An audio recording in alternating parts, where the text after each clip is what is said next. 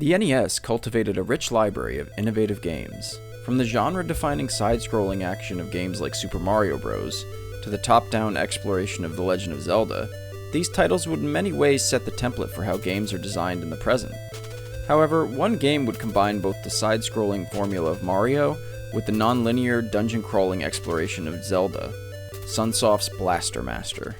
Blaster Master was released in 1988 in Japan and North America, and was created by Kenji Sada, who led a team of only 5 developers including sub-programmer Kenji Kajita, character designer Hiroyuki Kagoya, art designer Yoshiaki Iwata, and sound programmer Naoshi Marota. The small team strove to, as later put by Iwata, make the best action game to date, and wanted the player to experience more freedom of movement and exploration. Sada, who conceived of the gameplay switching between the side-scrolling and top-down perspectives, drew heavily from Metroid in incorporating large, non-linear levels that the player could explore however they chose.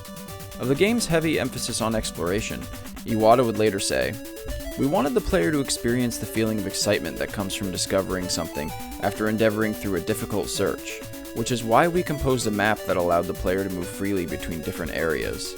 We really put a great deal of thought into that element of the game design, and I mean this in the best possible way, but we wanted the player to have to struggle." Blaster Master's core gameplay is pretty straightforward. The main character, Jason, operates a tank called Sophia.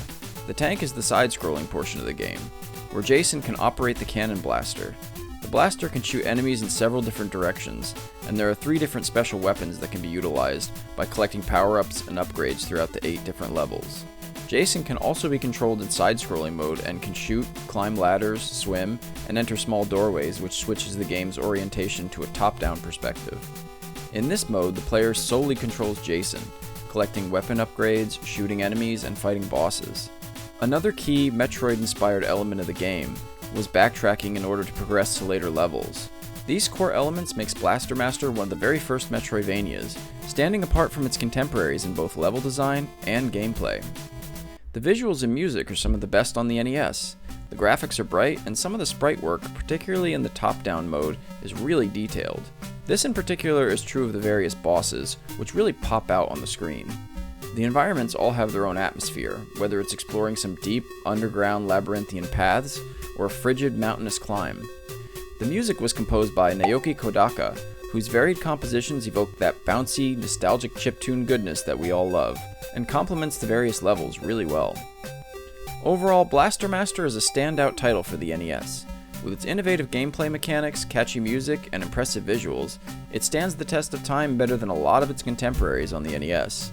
I found while playing it that in particular the controls were really smooth, the level design was really well executed, and the visuals really impressed.